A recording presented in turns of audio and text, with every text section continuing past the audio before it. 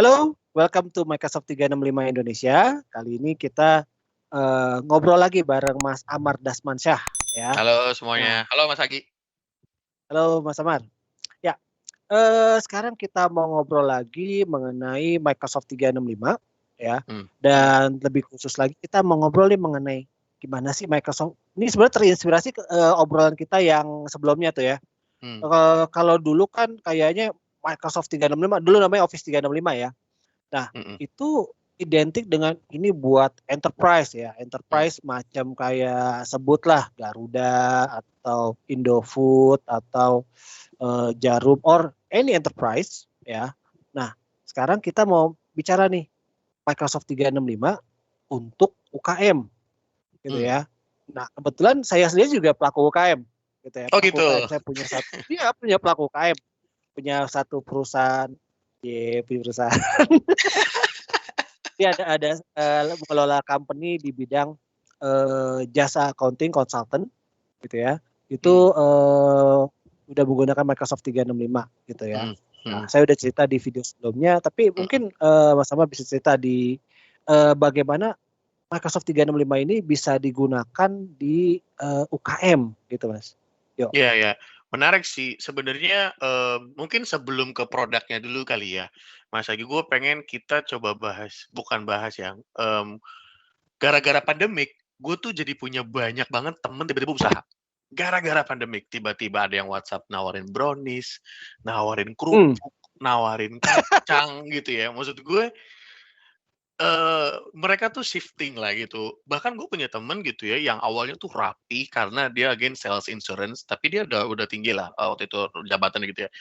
Yang kalau kita ketemu after kerja tuh, dia tuh pasti rapi sendiri lah. Lah kita tahu lah Mas Agi, kita, berangkat dari tech company yang di mana style kita tuh pasti unik lah. Kelihatan kalau tongkrongan, nah ini pasti kerjanya orang IT. Dan Iya, kita kelihatan kaos. kaos aja. Paling paling kalau nggak jaket sama sama kemeja kotak-kotak kan gitu. Anak IT dari dulu nggak pernah berubah style-nya gitu kan. Nah, kenapa gue nge-bring ini gitu ya, menarik adalah gue punya, ini sebenarnya temennya temen ya gitu ya. Jadi mereka tuh gara-gara pandemik bisnis terus, somehow yang menarik itu community itu ternyata banyaknya itu di Facebook waktu itu. Temen gue tuh udah ninggalin Facebook, balik lagi ke Facebook buat join community UMKM gitu kan. Ngobrol-ngobrol kita udah ketemu lagi, ini bukannya after pandemic ya, mungkin udah boleh ketemu gitu kan ya waktu itu ngobrol-ngobrol. Akhirnya kita, gue tanya gitu, "Lu sekarang gimana? Lu mau fokus di dagangan lu?" Gitu kan ya, "Atau lu mau, cari kerjaan lagi?" Karena kebetulan dia di-layoff. Sad story-nya kayak gitu. Tapi bisa dibilang si pandemic itu blessing in disguise juga buat teman gue gitu kan. Dia malah jadi nemu new passion gitu kan, malah fokus di usahanya yang sekarang dan akhirnya mulai ngebahas challenge gitu. Dulu tuh sendiri, berdua gitu kan ya, sampai akhirnya punya tim tuh kayak 4 atau 5 orang aja gitu kan. Eee, dan challenge-nya itu ternyata adalah komunikasi dan kolaborasi gitu. Challenge-nya tuh kayak gitu. Kenapa komunikasi? Karena, kita tuh udah terbiasa langsung communicate pakai WhatsApp gitu dia bilang waktu itu. Gue sebut brand lah, kita semua pakai lah gitu kan. Awalnya berawal jadi WhatsApp group, nah lama-kelamaan WhatsApp group ini udah nggak memadai menurut gue, dia bilang gitu. Bukannya nggak memadai ya, nggak profesional lah gitu. Jadi file itu sering hilang gitu kan, nyari lagi chat-chatnya yang mana gitu kan.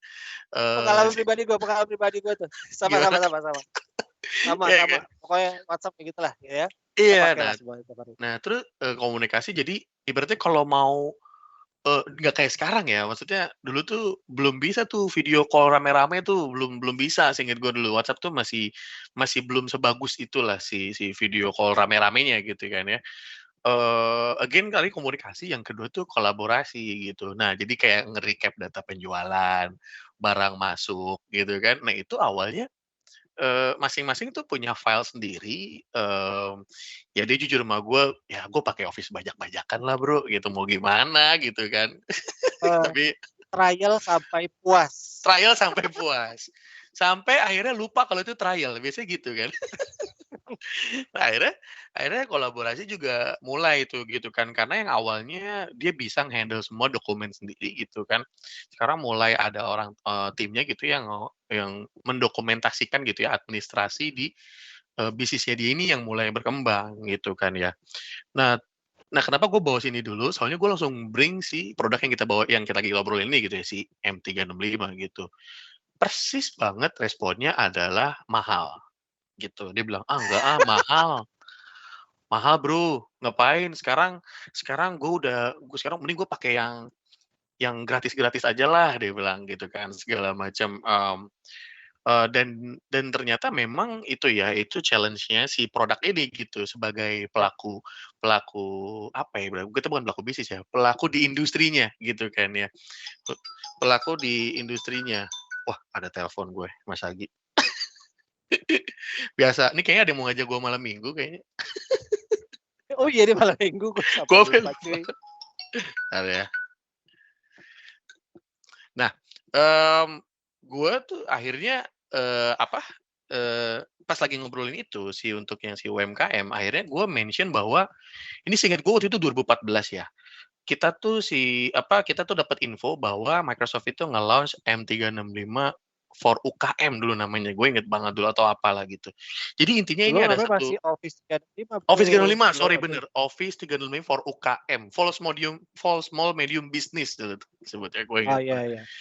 Dulu kalau nggak salah collaborate-nya tuh sama Bineka gitu deh, pokoknya ada event-nya tuh, ada Oh event-nya. iya Jadi Kak, gue dulu kerja situ Bro. aduh jadi ketahuan.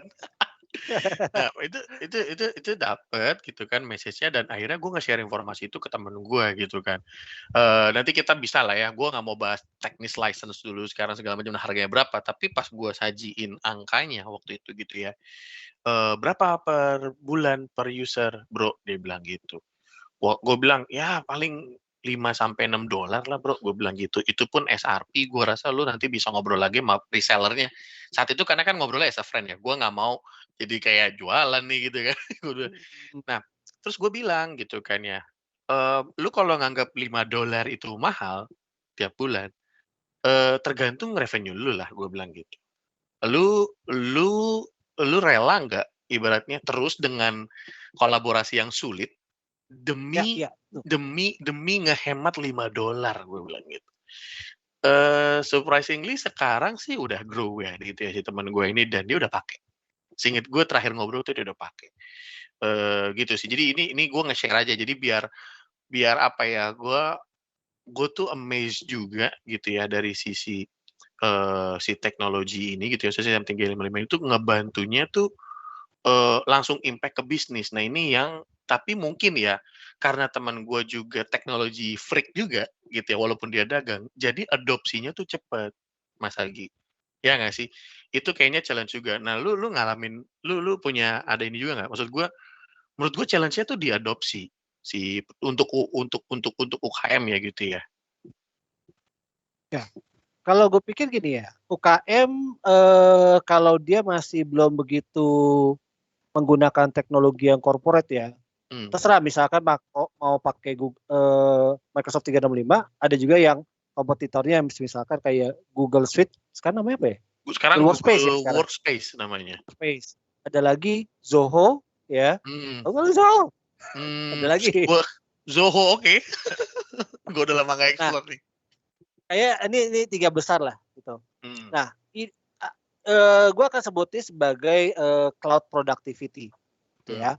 Nah, eh kalau misalkan mereka belum menggunakan yang sifatnya corporate productivity, biasa mereka gunakannya itu adalah eh, emailnya bisa pakai Google biasa ya @gmail.com ya, mhm, ya Google biasa, komunikasinya pakai WhatsApp, mmm, gitu kan.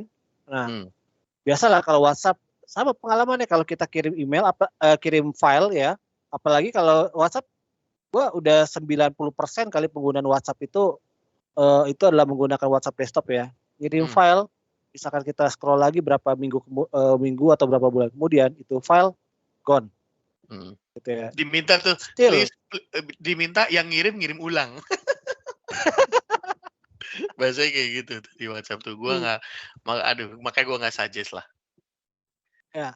Nah, ya dan juga kalau kita udah membiasakan menggunakan WhatsApp di corporate di pekerjaan kita ya, ya actually it's a good way ya, tapi akan banyak grup-grup yang sifatnya kita buat dan kemudian kita lupa, gitu ya. Hmm. Kita buat Gue dan jadi kita lupa. gue jadi pengen iseng deh. Gue pengen lihat di WhatsApp gue grup gue udah berapa ya.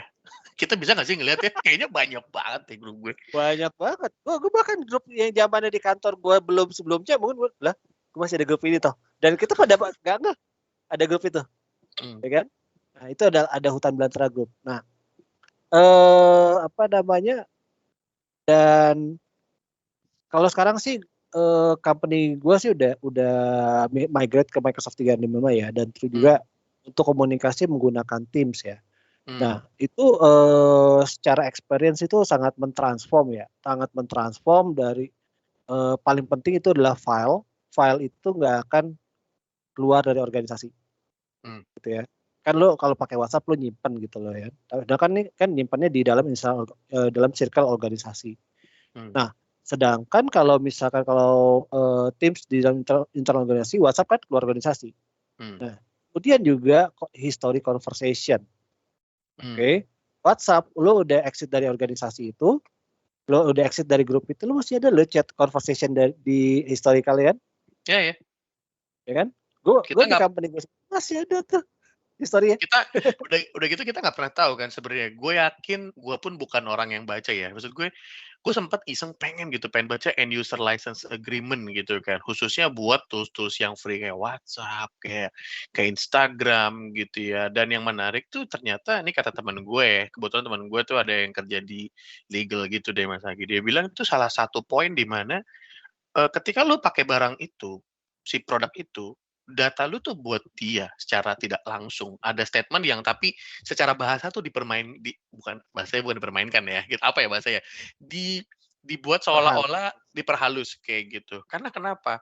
Dia bilang gini, ini menarik ya, dia bilang gini, "Mar, ketika barangnya itu gratis, berarti produknya adalah elu." Yes.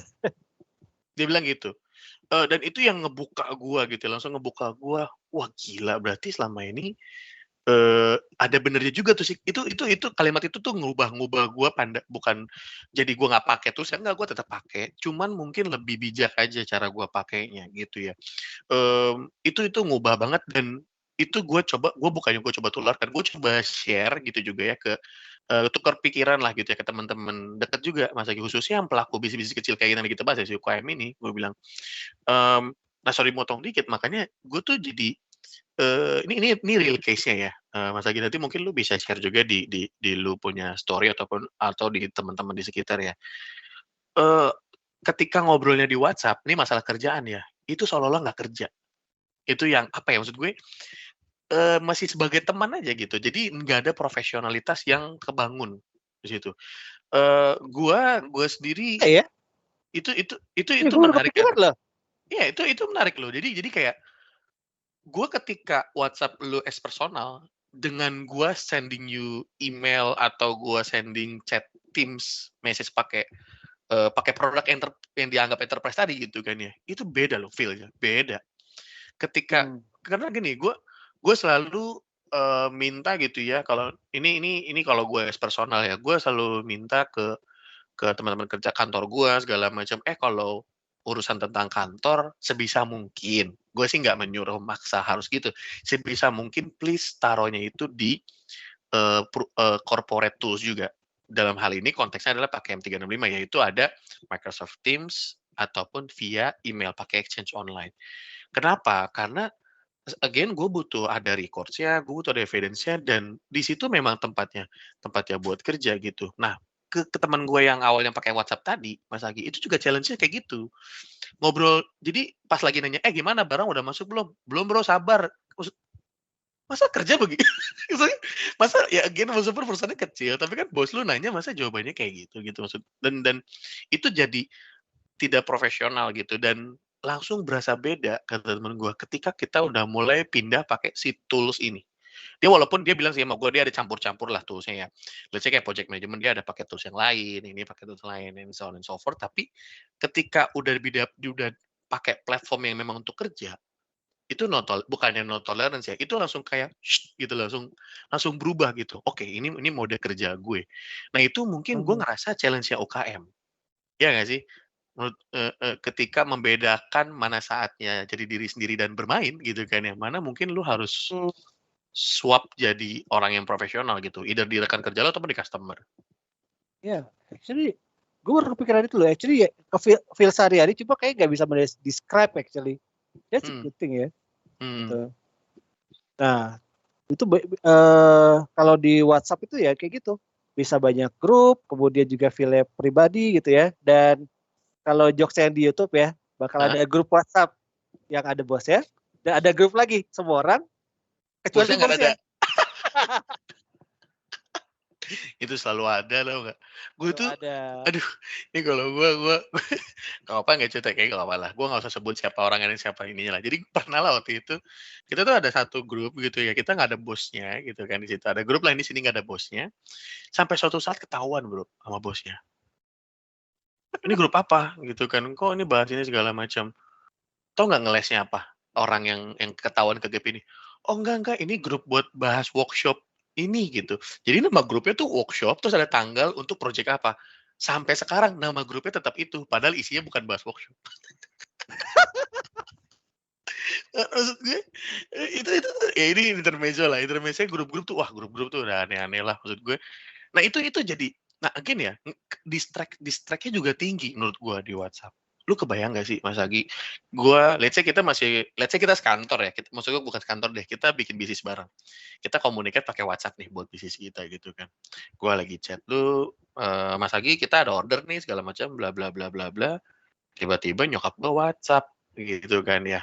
Kamu nggak pulang. Oh, balas chat WhatsApp nyokap gue dulu deh. Gitu maksud gue. Which is good gitu ya. Jadi orang tua duluan. Tapi gue ngerasa sih distraksinya terlalu tinggi. Baru orang tua. Belum yang lain-lain. Belum tiba-tiba nih. Ini tiba-tiba nih, gue pernah ya kejadian nih true story gue gitu ya.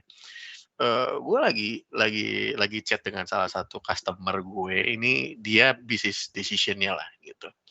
Lagi chat serius-serius, lagi ada bahas sesuatu penting, tiba-tiba ada grup yang namanya aja nggak mungkin gue sebutin di podcast ini karena tidak layak untuk disebut nama grupnya, karena grupnya isinya adalah 5 laki-laki yang nongkrongnya tiap Sabtu dan Minggu, iya kan? Yang obrolannya nggak pernah penting gitu kan, dan chatnya pun nggak penting gitu kan. Itu nah itu tuh nggak akan terjadi kalau kita pakai apa ya bahasanya, bukan enterprise product, pakai, bukan profesional apa ya Mas Agi enaknya bilangnya ya? Formal messaging tools. Formal messaging tools. Nah itu nggak akan pernah terjadi, gitu. Nah itu yang, gua rasa challenge dan juga harus di-adopt dan harus di-embrace juga, gitu. Karena nggak tahu kenapa ya, gue juga ada beberapa temen yang punya usaha bisnis juga, mereka soalnya nggak ngerasa ini nggak penting Mas Agi. Nggak usah lah, nggak penting, revenue gue jalan juga, dagang tetap laku gitu. Nah menurut lu gimana tuh Mas Agi nganggepin, apa ya, statement-statement itu? Karena menurut gue challenge-nya juga itu, ngobrol dengan pelaku UKM yang mereka ngerasa investasi di sisi teknologi untuk kolaborasi itu menurut mereka bukan sesuatu yang prioritas gitu. Penting sih bro. Karena gue yang pertama faktor formalitas, dan kedua faktor kredibilitas. Kalau tadi kan kita bicara mengenai kolaborasi yang secara chatting dan multimedia lah ya. Belum lagi adalah lagi yang hampir pasti kita perlu butuhkan itu adalah identity corporate, dalam hal ini email. Ya. Ya, kan? Nah, kalau misalkan kita masih pakai ptanginribut@gmail.com bandingkan adalah sagi@ptanginribut.com, lebih kredibel yang mana? Ya, jauh ya, feel-nya langsung jauh. Gue pun ibaratnya, let's say ya, kita kan mesti sering dapat lah ya, pasti email out of nowhere, siapa yang tiba-tiba email spam segala macam. Tapi ketika yang emailnya pakai corporate account, gue tetap agak ngelihat dulu sih. Gitu, maksudnya mereka serius gitu untuk approach gue menjadi customer mereka gitu kan ya. Walaupun dengan judul yang kayaknya scam deh gitu kan ya. Tapi again gue ngelihat ya, ini contoh lagi mungkin ya. Jadi gue ada follow ada orang lah gitu ya, dia tuh di Instagram, dia ini bikin creative agency lah waktu itu gitu kan. Dia orangnya cuma 5 orang, satu dia ownernya, dia punya account eksekutif, tiganya ini orang kreatifnya. Jadi ada yang kerjanya ngedit video, bikin 3D motion segala macam gitulah, Mas Hagi. Mereka cuma berlima, tapi mereka pakai emailnya yang profesional. Jadi dia bikin company profile, waktu itu gue sempet di-approach juga karena gue lagi butuh jasanya juga, itu emailnya tuh hi, terus nama perusahaannya dia, gue nggak bisa sebut, .com gitu. Gue ngerasa ya, perusahaan 5 orang ini perusahaan perusahaan keren gitu dalam hati gue gitu ya. Oh, dia serius buat membuat perusahaannya, dan gue ngerasa ya, dia walaupun berlima, seolah-olah ya presence-nya ke gue, dia siap kalau dapat customer gede, segede enterprise customer juga. Nah, itu dia faktor credibility. Itu gue langsung ngerasa ini bedanya tuh langsung presence-nya beda. Jadi yang gue kira, jadi awalnya tuh gue tahu dulu kantornya. Pas gue liat profile-nya, gue liat website-nya, gue liat emailnya, gue langsung, gila nih perusahaan gede banget. Gue ketemu 5 orang bro, shock gue. Shock dan amazed gitu. Nah ini gue ngerasa ya, ini harusnya tuh UKM-UKM yang lainnya harusnya bisa niru ini gitu kan ya, berani untuk bisa ngelakuin ini gitu kan, yang dimana again kuncinya mungkin untuk scale ya. Nah ini nih Mas Agi, gue pengen nanya ini ke lu ya. Jadi balik ke yang tadi ya, mereka nggak jadiin ini priority. Nah menurut lu Mas Agi, gimana ya, ini real case-nya coba ya kita bahas di sini ya. Apakah emang mungkin dengan memakai teknologi itu sama dengan bisnisnya itu scale, langsung naik? Menurut lu gimana, Mas? Ini, banyak yang mikirnya bahwa gue pakai aja nama company @gmail.com, @yahoo.com gitu ya. Artinya sebagai face of the company itu cuma satu orang, itu ownernya aja, ya, UKM, ya ownernya aja. Sejalan dengan waktu dia menambah orang, oke, nambah orang, artinya dia mesti men-sharing berbagai identity itu dengan orang lain, kan? Sharing identity itu dengan orang lain. Nah, habis itu dia mesti mikir juga, kalau dia nambah lagi, berapa orang lagi yang dia perlu sharing identity itu, ya kan? Nah, kalau kita misalkan udah mulai menggunakan identity yang lebih proper, @mycompany.com, gitu ya, pakai mycompany.com, nah itu kan lebih benar, ya. Solusinya kalau kita misalkan bicara mengenai email, ya, nah emailnya itu kalau misal kita bisa aja pakai email gratisan tadi, tapi kan ya mau sampai kapan pakai itu. Kedua, kita bisa aja pakai yang email yang dari hostingan gitu ya. Tapi problemnya adalah di kapasitas. Oke. Kapasitas.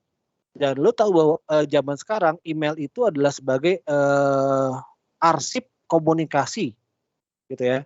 Kalau kapasitas email lu kecil, ya otomatis lu mesti hilangin banyak email yang bakal sering hilang. Ya, zaman dulu tuh gue masih ngalamin tuh backup email tuh masih ngalamin gue. Email. Backup email sekarang gue udah nggak pernah. Kayaknya gue kalau disuruh 10 tahun gue nggak melakukan email bro. Gue disuruh backup email gue lupa sih. Gue kayak lupa sih caranya gue. Dulu tuh gue sampai sama perusahaan gue gitu ya, kita tuh sampai gue inget banget karena masih pakai produk yang on premise gitu waktu itu kan, itu kita di kalender tuh ada jadwalnya. Jadi kayak reminder jangan lupa backup email. Jadi walaupun penuh atau nggak penuh gitu kan, jadi kayak udah ada durasi waktu gitu, somehow lah ada rules-nya, terus backup anyway. Selain itu kan tadi mengenai identity, mengenai capacity ya. Selanjutnya mengenai rahasia, ya kan? Security ya, kita security bahas ini. Nah, sekarang kalau lu mau pakai yang personal, ya, sekarang bisa jadi itu data yang minimal chattingnya lah, ya, chattingnya dibawa oleh orang lain, ya, anggaplah dia ke karyawan habis cabut itu ke company A. Nah, lu nggak tahu kalau bahwa dia habis dia cabut ke company A 3 bulan lagi dia ke kompetitor lo, bisa nggak? Bisa. Sangat possible. Datanya ke bawah, conversation sebelumnya dia bakal jadi semacam kayak possible memberikan itu kepada company sebelum the next company ya. Iya. Gitu kan? Nah, kalau kita kunci itu berada dalam circle kita, dalam hal ini corporate collaboration, ya. Nah, itu akan lebih tersecure berbagai hal, datanya gitu ya.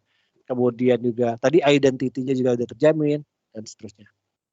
Iya, gua pengen emphasize sedikit security ya. Mmm, Jangan sampai sebenarnya gini, ini udah lumayan banyak ya terjadi apalagi di Amerika di barat gitu dan sekarang udah mulai trennya masuk di, Asia juga ya gua ngelihat gitu, even Southeast Asia.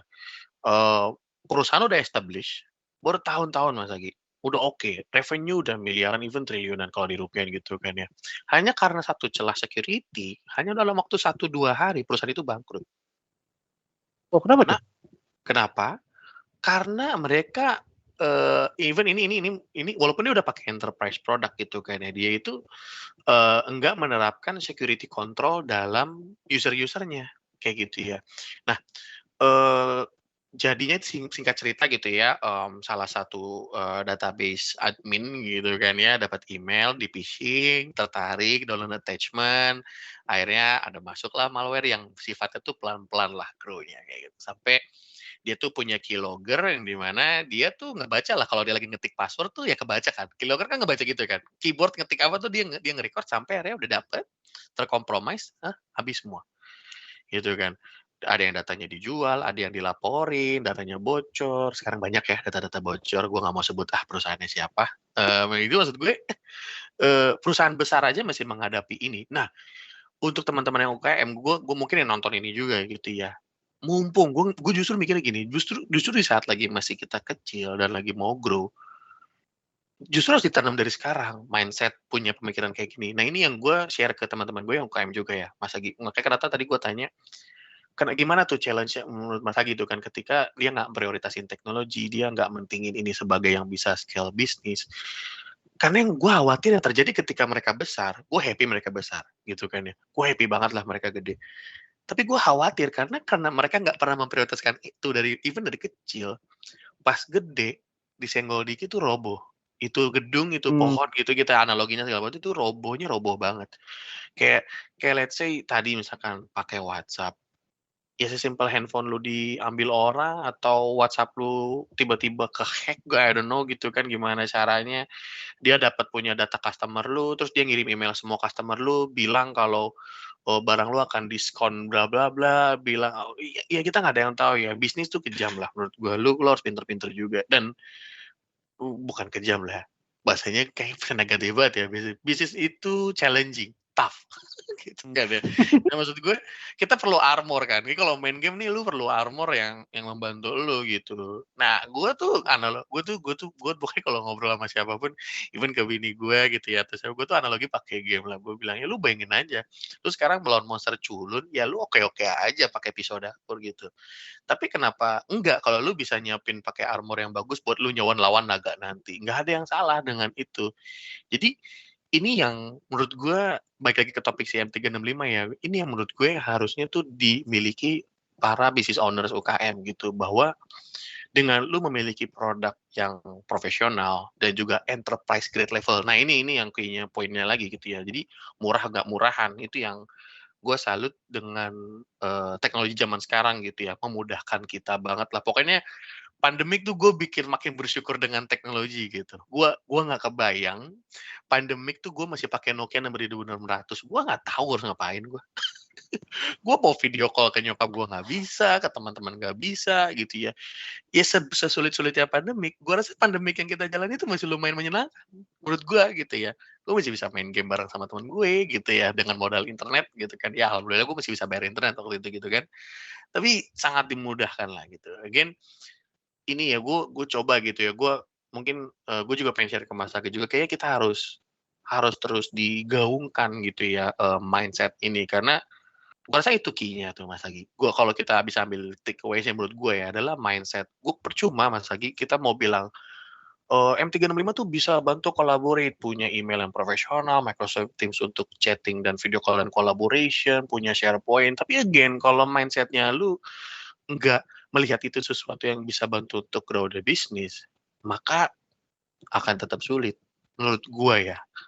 Nah, menurut gua sebagai kita nih teman-teman yang para di industri IT gitu ya, gimana caranya kita ngetranslasi ini ke business owners ataupun ke business users. Nah, itu menurut gue next challenge kalau emang kita bisa nanti kali ya Mas Agi ngundang teman kita yang di customer gitu ya, bukan customer, di end user, mereka mereka pengguna tools ini gitu ya. Gue penasaran tuh gimana challenge-nya mereka gitu kan. Karena kalau kita kan ngobrol kan sama pelaku teknologi gitu ya, yang dimana ada produk aneh tuh ya kasih gue waktu sehari 2 hari ntar gue oprek lah. Gue harusnya tahu lah ntar gimana caranya kayak gitu kan. Tapi voice dari si pelaku UKM ini itu yang gue coba sharing story gitu kan ya, makanya dari tadi apa yang gue dapat feedback dari mereka. Again, percuma sih. Gue nggak pernah berangkatnya bawa produk. Jadi kita harus ngerti dulu masalahnya mereka apa yang mau di-achieve, dan mindset mereka kayak gimana. Itu udah dapat sama baru tuh menurut gue. Menurut Mas Aki gimana? Agree nggak dengan itu? Actually it's good idea. Atau kita kapan-kapan kayak undang orang yang mau mengerti bukan di Microsoft 365 itu, kita ngobrol gimana apa yang dia mau achieve ya. KM nggak apa-apa gitu ya. Jadi udah kayak dokter gitu loh bro.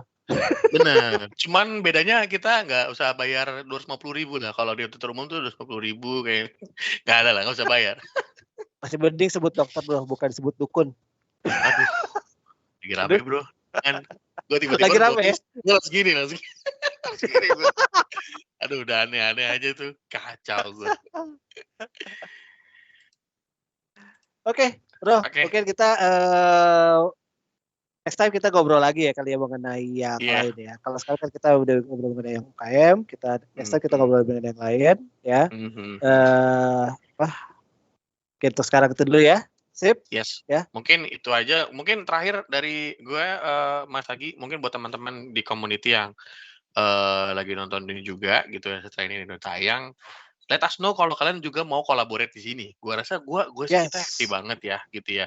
Kalaupun kalian belum pernah pakai produknya sama sekali, it's okay gitu kan. Again, ini adalah community, justru emang community kan tempatnya kita ngumpul dan belajar ya gitu. Jadi gua rasa biar nggak amar lagi dan sagi lagi gitu kan. Atau mungkin kita bisa tag-nya juga nanti somehow bisa offline di tempat teman-teman. Gue open ya, semoga kita tetap bisa collaborate lah. Mungkin itu sih dari gue terakhir. Oke, sip. Kalau gitu untuk sekarang itu dulu ya. Bye-bye. Thank you semuanya. Thank you Mas Agi, take care.